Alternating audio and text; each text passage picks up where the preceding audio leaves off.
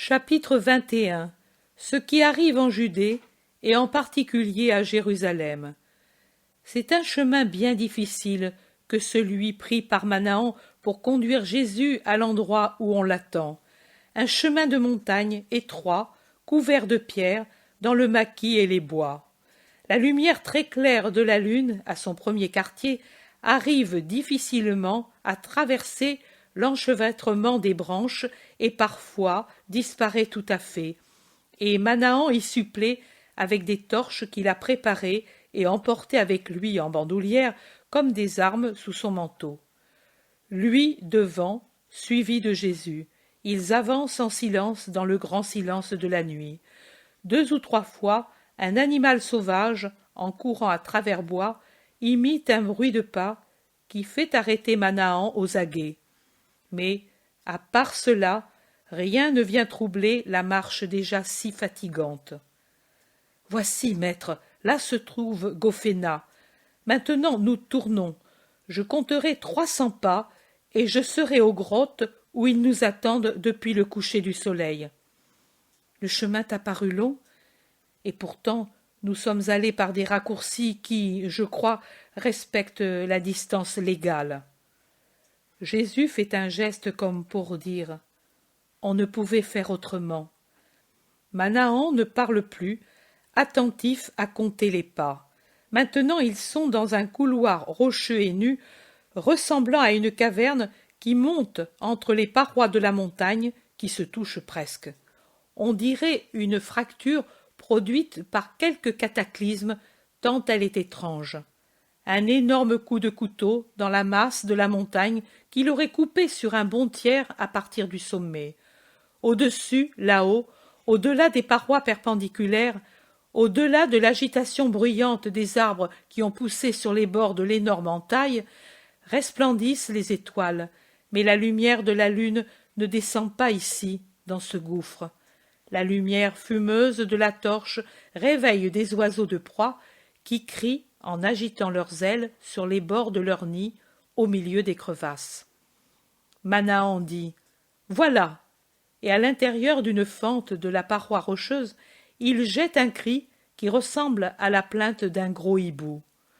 Venant du fond, une lueur rougeâtre s'avance par un autre corridor rocheux qui pourtant est fermé en haut. Joseph survient. « Le maître ?» demande-t-il, car il ne voit pas Jésus, qui est un peu en arrière. « Je suis ici, Joseph. Paix à toi. »« À toi la paix. Viens, venez. Nous avons fait du feu pour voir les serpents et les scorpions, et pour mettre en fuite le froid. Je vous précède. » Il se retourne, et par les détours du sentier, dans les entrailles de la montagne, il les conduit vers un endroit éclairé par des flammes. Là, près du feu, se trouve Nicodème qui jette des branches de genévrier sur le feu. « Paix à toi aussi, Nicodème, me voici parmi vous. Parlez. »« Maître, personne ne s'est aperçu de ta venue. »« Et qui donc, Nicodème? Mais tes disciples ne sont pas avec toi? » ?»« Avec moi se trouvent Jean et Judas de Simon. Les autres évangélisent depuis le lendemain du sabbat jusqu'au crépuscule du vendredi. Mais j'ai quitté la maison avant sexte, en disant que l'on ne m'attende pas avant l'aube du lendemain du sabbat. Et désormais, ils sont habitués à mes absences de plusieurs heures pour que cela ne donne des soupçons à aucun d'eux. Soyez donc tranquilles, nous avons tout le temps de parler, sans aucune crainte d'être surpris. Ici, le lieu est commode. Joseph dit « Oui, une tanière de serpents et de vautours, et de larrons à la belle saison, quand ces montagnes sont remplies de troupeaux. Mais maintenant, les larrons préfèrent d'autres lieux où ils tombent plus rapidement sur les bercailles et les caravanes. Nous regrettons de t'avoir amené jusqu'ici, mais de cet endroit, nous pourrons repartir par des chemins différents sans attirer l'attention de personne, car, maître, là où il soupçonne de l'amour pour toi, le Sanhédrin fixe son attention. » Nicodème dit « Voilà, sur ce point, Je suis en désaccord avec Joseph. Il me semble à moi que maintenant c'est nous qui voyons des ombres où il n'y en a pas. Il me semble encore que depuis quelques jours la chose s'est beaucoup apaisée. » Joseph dit: « Tu te trompes, mon ami, c'est moi qui te le dis. La chose s'est apaisée en ce qu'ils ne s'efforcent plus de rechercher le maître, car ils savent désormais où il se trouve. Aussi, c'est lui, et non pas nous qu'ils surveillent. À cause de cela, j'ai recommandé de ne dire à personne que nous nous serions rencontrés pour qu'il y ait quelqu'un prêt à n'importe quelle chose. » Manahan objecte: « Je ne crois pas que ceux d'Éphraïm. » « Pas ceux d'Éphraïm, ni personne de Samarie, seulement pour agir différemment de ce que nous faisons de l'autre côté. » « Non, Joseph, ce n'est pas pour cela. C'est parce qu'eux n'ont pas dans le cœur ce serpent méchant que vous avez. Eux ne craignent pas d'être dépouillés d'aucune prérogative. Ils n'ont pas à défendre des intérêts de secte ou de caste. Ils n'ont rien, hormis un besoin instinctif de se sentir pardonnés et aimés par celui qu'ont offensé leurs ancêtres et qu'eux continuent à offenser en restant en dehors de la religion parfaite. En dehors, parce que, étant orgueilleux, et vous de même, on ne sait pas des deux côtés renoncer à la rancune qui sépare et se tendre la main au nom de l'unique Père. Et même s'il y avait chez eux tant de bonne volonté, vous la briseriez, car vous ne savez pas pardonner. Vous ne savez pas dire, en foulant aux pieds toute sottise: « Le passé est mort, car s'est levé le prince du siècle à venir qui nous rassemble tous sous son signe. » En fait, je suis venu et je rassemble, mais vous, oh, pour vous est toujours anathème même ce que j'ai estimé digne d'être rassemblé. Tu es sévère pour nous, maître. Jésus dit: Je suis juste. Pouvez-vous peut-être dire que vous ne m'avez pas reproché en votre cœur certaines de mes actions? Pouvez-vous dire que vous approuvez ma miséricorde, qui est la même pour les Juifs et les Galiléens que pour les Samaritains et les gentils, et même encore plus grande pour eux et pour les grands pécheurs, justement parce qu'ils en ont davantage besoin?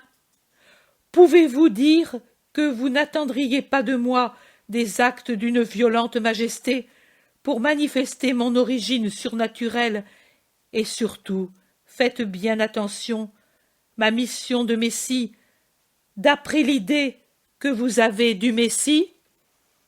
Dites vraiment la vérité, à part la joie de votre cœur pour la résurrection de l'ami. N'auriez-vous pas préféré à celle-là que j'arrive à Béthanie, beau et cruel, comme nos anciens avec les Amoréens et les Basanites, et comme Josué avec ceux de Haï et de Jéricho, ou mieux encore, en faisant crouler avec ma voix les pierres et les murs sur mes ennemis, comme les trompettes de Josué le firent pour les murs de Jéricho, ou, en attirant du ciel sur mes ennemis de grosses pierres, comme il arriva dans la descente de Béthoron, encore au temps de Josué, ou, comme dans des temps plus récents, en appelant des cavaliers célestes s'élançant dans l'air couverts d'or, armés de lances comme des cohortes, et un défilé de cavaliers en escadrons rangés, et des attaques de part et d'autre, et une agitation de boucliers et d'armées, coiffés de aumes, avec leur épée dégainée, et lançant des flèches pour terroriser mes ennemis? Oui, vous auriez préféré cela, parce que, bien que vous m'aimiez beaucoup, votre amour est encore impur et nourri pour cela, en désirant ce qui n'est pas saint, votre pensée d'Israélite, votre vieille pensée, celle qui est chez Gamaliel comme chez le dernier d'Israël, celle qui est chez le grand prêtre, chez le tétrarque, chez le paysan, chez le berger, chez le nomade, chez l'homme de la diaspora, la pensée fixe du Messie conquérant, le cauchemar de ceux qui craignent qu'il ne les réduise à rien, l'espoir de ceux qui aiment la patrie avec la violence d'un amour humain, le rêve de ceux qui sont opprimés sous d'autres puissances dans d'autres terres. Ce n'est pas votre faute. La pensée pure, telle que Dieu l'a donnée sur ce que je suis, est allée en se couvrant au cours des siècles de scories inutiles. Et peu savent, par la souffrance, ramener à sa pureté initiale l'idée messianique. Maintenant, ensuite, comme sont proches les temps où sera donné le signe qu'attend Gamaliel, et avec lui tout Israël, maintenant, ensuite, que viennent les temps de ma parfaite manifestation. Satan travaille à rendre plus imparfait votre amour et à altérer davantage votre pensée. Son heure vient, je vous le dis, et en cette heure de ténèbres, même ceux qui actuellement sont voyants ou ont seulement la vue basse seront complètement aveugles. Peu, bien peu, dans l'homme abattu, reconnaîtront le Messie. Peu le reconnaîtront pour le vrai Messie, justement parce qu'il sera abattu, comme l'ont vu les prophètes. Moi, je voudrais, pour le bien de mes amis, que pendant qu'il fait encore jour, ils sachent me voir et me connaître, pour pouvoir me reconnaître et me voir même quand je serai défiguré et dans les ténèbres de l'heure du monde. Mais dites-moi maintenant ce que vous vouliez me dire. L'heure avance rapidement et l'aube va venir. Je parle pour vous, car moi, je ne crains pas de rencontres dangereuses. Voilà, nous voulions donc te dire que quelqu'un doit avoir dit où tu es, et que ce quelqu'un n'est certainement ni Nicodème, ni Manahan, ni Lazare, ni ses sœurs, ni Nic, ni moi. Avec qui d'autre as-tu parlé du lieu choisi pour ton refuge? Avec personne, Joseph. Tu en es sûr? Sûr. Et tu as donné des ordres à tes disciples pour qu'ils n'en parlent pas. Avant le départ, je ne leur ai pas parlé de l'endroit. Arrivé à Éphraïm, je leur ai donné l'ordre d'aller évangéliser et d'opérer à ma place, et je suis sûr de leur obéissance. Et tu es seul à Éphraïm? Non, je suis avec Jean et Judas de Simon, je l'ai déjà dit. Lui, Judas, car je lis sa pensée, ne peut m'avoir nui par son irréflexion, car il ne s'est jamais éloigné de la ville, et en cette période, il n'y passe pas de pèlerins d'autres lieux. Alors, c'est sûrement Belzébuth qui a parlé, car au Sanhédrin, on sait que tu es ici. Eh bien, comment réagissent-ils à ma conduite? De manières diverses, maître, très différentes les unes des autres. Certains disent que c'est logique, puisqu'ils t'ont mis au banc des lieux saints. Il ne te restait qu'à te réfugier en Samarie. D'autres disent au contraire que cela te fait connaître pour ce que tu es, un Samaritain d'esprit plus encore que de race, et que cela suffit pour te condamner. Tous, ensuite, se réjouissent d'avoir pu t'imposer le silence et de pouvoir t'indiquer aux foules comme ami des Samaritains. Ils disent « Nous avons déjà gagné la bataille, le reste ne sera qu'un jeu d'enfants. » Mais nous t'en prions, fais que cela ne soit pas vrai.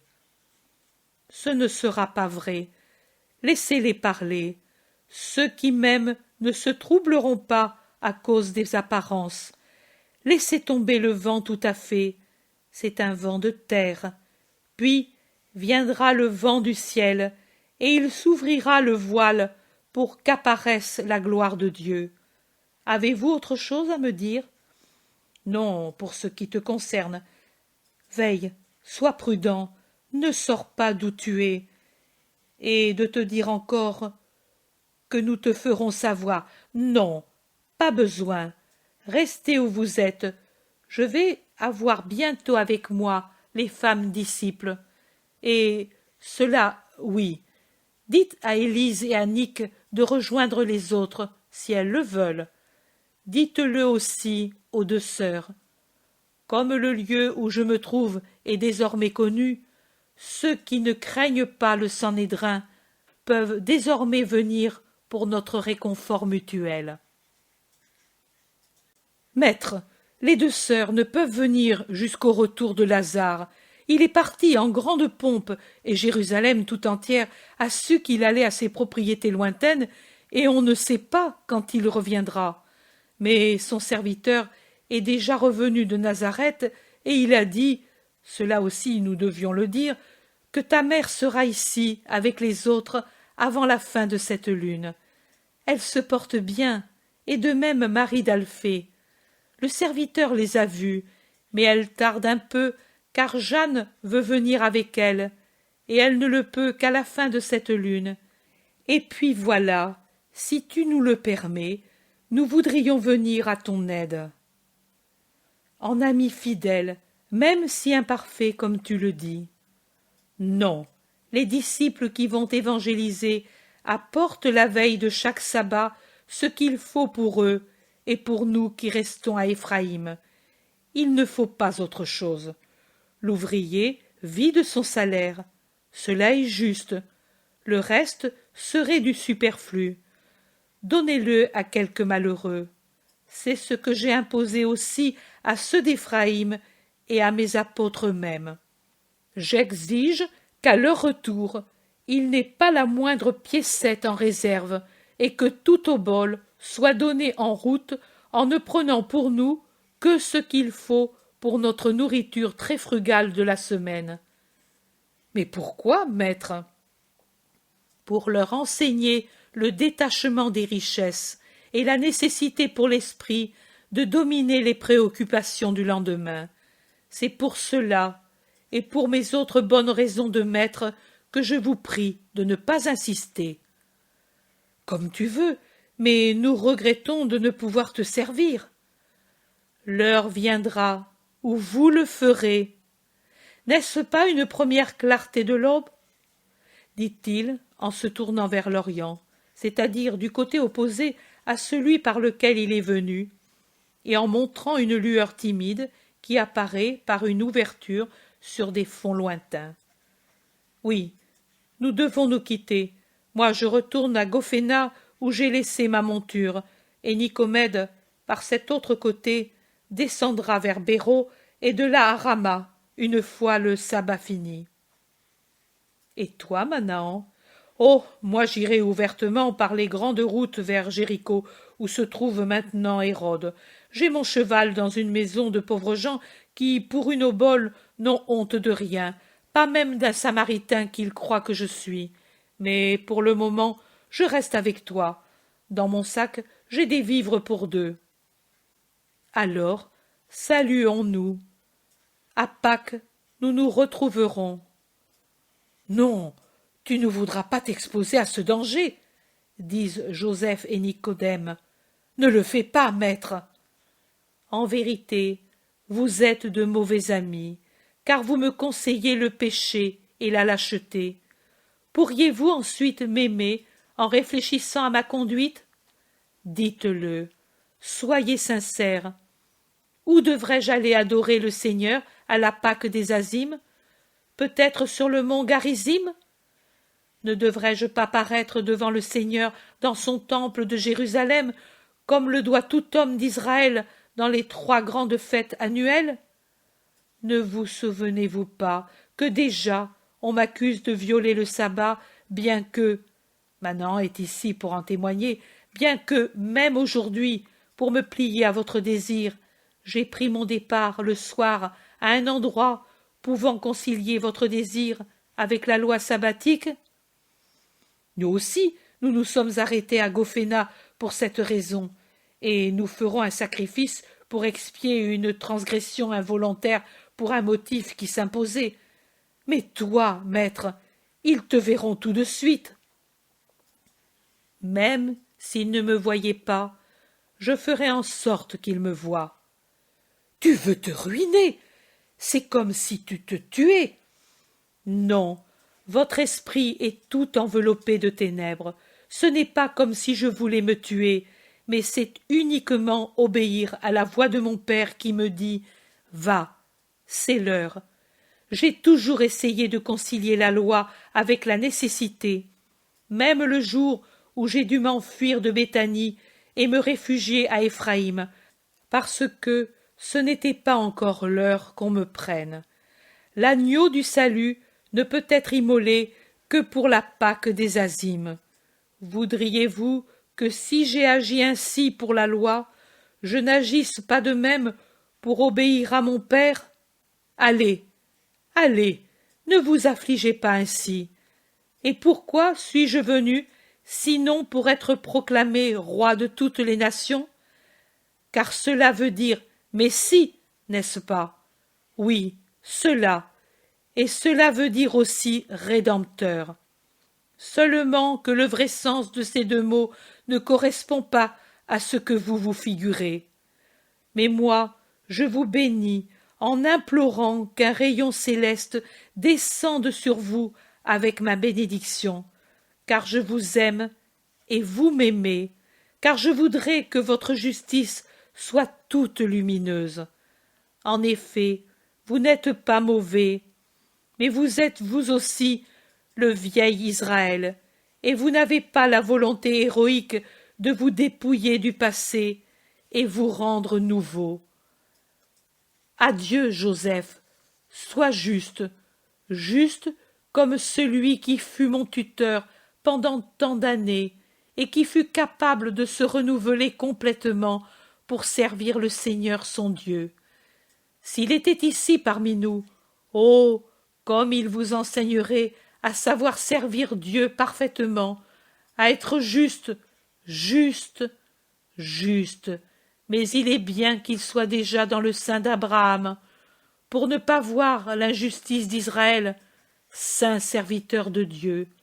Nouvel Abraham, lui, le cœur transpercé, mais avec une volonté parfaite, il ne m'aurait pas conseillé la lâcheté, mais m'aurait dit la parole dont il avait l'habitude de se servir quand quelque chose de pénible pesait sur nous. Élevons notre esprit. Nous rencontrerons le regard de Dieu, et nous oublierons que ce sont les hommes qui nous donnent la douleur, et faisons tout ce qui est pénible comme si c'était le Très-Haut qui nous le présentait. De cette façon, nous sanctifierons même les plus petites choses, et Dieu nous aimera. Oh, c'est ainsi qu'il aurait parlé aussi en m'encourageant à subir les plus grandes douleurs. Il nous aurait réconfortés. Oh, ma mère! Jésus laisse Joseph qu'il tenait embrassé, et il baisse la tête en silence, en contemplant certainement son prochain martyre et celui de sa pauvre mère. Puis il lève la tête et embrasse Nicodème en disant « La première fois que tu es venu à moi comme disciple secret, je t'ai dit que pour entrer dans le royaume de Dieu et pour avoir le royaume de Dieu en vous, il est nécessaire que votre esprit renaisse et que vous aimiez la lumière plus que le monde ne l'aime. Aujourd'hui, et c'est peut-être la dernière fois que nous nous rencontrons en secret, je te répète les mêmes paroles. Renais en ton esprit, Nicodème, pour pouvoir aimer la lumière que je suis, et pour que j'habite en toi comme roi et sauveur. Allez, et que Dieu soit avec vous. » Les deux sanédristes s'en vont par le côté opposé à celui par lequel est venu Jésus. Quand le bruit de leurs pas s'est éloigné, Manahan, qui s'était mis à l'entrée de la grotte pour les voir s'éloigner, revient en arrière pour dire d'un air très expressif « Et pour une fois, ceux qui violeront la distance sabbatique, ce seront eux, et ils n'auront pas de paix tant qu'ils n'auront pas réglé leur dette avec l'Éternel par le sacrifice d'un animal. » Ne vaudrait-il pas mieux, pour eux, de sacrifier leur tranquillité en se disant ouvertement « Tiens, ne serait-ce pas plus agréable au Très-Haut » ? Ce le serait certainement, mais ne les juge pas. Ce sont des pattes qui lèvent lentement, mais, le moment venu, quand tant qui se croient meilleurs qu'eux crouleront, eux se dresseront contre tout un monde. Le dis-tu pour moi, Seigneur? Enlève-moi plutôt la vie, mais fais que je ne te renie pas. Tu ne renieras pas, mais en toi, il y a déjà des éléments différents des leurs pour t'aider à être fidèle. Oui, je suis l'Hérodien, ou plutôt j'étais l'Hérodien. En effet, comme je me suis détaché du conseil, je me suis détaché du parti quand je l'ai vu lâche et injuste comme les autres envers toi. Être Hérodien. Pour les autres castes, c'est être un peu moins que païen. Je ne dis pas que nous soyons des saints, c'est vrai. Pour une fin impure, nous avons commis l'impureté. Je parle comme si j'étais encore l'Hérodien d'autrefois, avant que je sois à toi.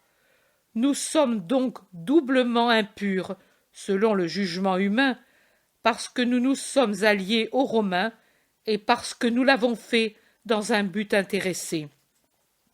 Mais, dis-moi, maître, toi qui dis toujours la vérité et qui ne t'en abstiens pas par crainte de perdre un ami, entre nous, qui sommes alliés avec Rome pour avoir encore d'éphémères triomphes personnels, et les pharisiens, les chefs des prêtres, les scribes, les sadduciens qui s'allient à Satan pour t'abattre, quels sont les plus impurs?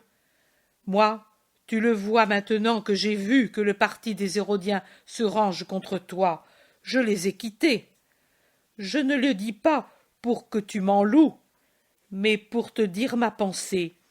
Et eux, je parle des pharisiens et des prêtres, des scribes et des sadducéens, croient tirer profit de cette alliance imprévue des Hérodiens avec eux. Les malheureux, ils ne savent pas que les Hérodiens le font pour avoir plus de mérite et par conséquent plus de protection de la part des Romains. Et après, une fois éclaircie et terminée la cause et le motif qui les unit présentement, pour abattre ceux qu'ils prennent maintenant comme alliés. C'est ainsi que l'on joue des deux côtés. Tout se base sur le mensonge et cela me répugne tellement que je me suis rendu indépendant de tout. Toi, tu es un grand fantôme qui les effraie. Tous. Et tu es aussi un prétexte pour le louche jeu des intérêts des divers partis. Le motif religieux, l'indignation sacrée pour le blasphémateur, comme il t'appelle. Tout cela n'est que mensonge. L'unique motif est non pas la défense de la religion, ni le zèle sacré pour le Très-Haut, mais leurs intérêts cupides, insatiables. Ils me dégoûtent comme des choses immondes. Et je voudrais, oui, je voudrais, plus audacieux le peu de gens qui ne sont pas immondes. Ah, cela me pèse désormais d'avoir une double vie. Je voudrais te suivre, toi seul, mais je te sers ainsi plus que si je te suivais. Cela me pèse. Mais tu dis que ce sera bientôt. Comment? Mais tu seras réellement immolé, parce que tu es l'agneau? N'est-ce pas un langage figuré? La vie d'Israël est un tissu de symboles et de figures. Et tu voudrais qu'il en fût ainsi pour moi. Mais pour moi, ce n'est pas une figure. Pas une figure? En es-tu sûr? Je pourrais... En grand nombre, nous pourrions répéter les gestes antiques et te faire oindre comme Messie et te défendre. Il suffirait d'un mot, et au nombre de milliers et de dizaines de milliers se lèveraient les défenseurs du vrai pontife, saint et sage. Je ne parle plus d'un roi terrestre, puisque je sais maintenant que ton royaume est tout spirituel.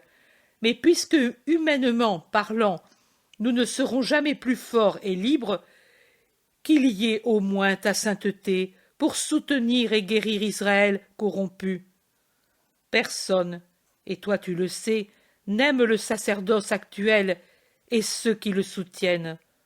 Veux-tu, Seigneur, commande, et j'agirai. Ta pensée, Manahan, a déjà fait beaucoup de chemin, mais tu es encore aussi loin du but que la terre l'est du soleil. Je serai prêtre, et pour l'éternité, pontife immortel dans un organisme que je vivifierai jusqu'à la fin des siècles. Mais je ne serai pas oint avec l'huile d'allégresse, ni proclamé et défendu par la violence d'actes voulus par une poignée de fidèles pour jeter la patrie dans le schisme le plus féroce et la rendre plus esclave qu'elle ne l'a jamais été. Et tu crois qu'une main d'homme puisse oindre le Christ? En vérité, je te dis que non. La véritable autorité qui me oindra pontife et messie, c'est celle de celui qui m'a envoyé. Personne qui ne serait pas Dieu ne pourrait oindre Dieu comme roi des rois et seigneur des seigneurs pour l'éternité. Alors rien, rien à faire. Oh, quelle douleur pour moi! Tout, m'aimer, tout revient à cela. Aimer non pas la créature qui a pour nom Jésus, mais ce qu'est Jésus. M'aimer avec l'humanité et avec l'esprit. Comme moi je vous aime avec l'esprit et l'humanité, pour être avec moi au-delà de l'humanité. Regarde cette belle aurore. La lumière paisible des étoiles n'arrivait pas ici, à l'intérieur, mais celle triomphante du soleil, si. Ainsi, en adviendra-t-il dans les cœurs de ceux qui arriveront à m'aimer avec justice. Viens dehors, dans le silence de la montagne dont les voix rauques des intérêts humains n'altèrent pas la pureté. Regarde là-haut comment ces aigles, en leur large vol, s'éloignent pour chercher leur proie. La voyons-nous, cette proie? Non, mais eux, si, car l'œil de l'aigle est plus puissant que le nôtre, et des hauteurs où il se déplace, il voit un large horizon, et sait choisir. Moi aussi, je vois ce que vous autres ne voyez pas, et des hauteurs où plane mon esprit, je sais choisir mes douces proies, non pas pour les dévorer comme font les vautours et les aigles, mais pour les emporter avec moi. Nous serons si heureux là-haut dans le royaume de mon Père, nous qui nous aimons. Jésus, tout en parlant, est sorti pour s'asseoir au soleil sur le seuil de la grotte. Il a Manahan à côté de lui, et la tire sans parler à lui, en souriant à je ne sais quelle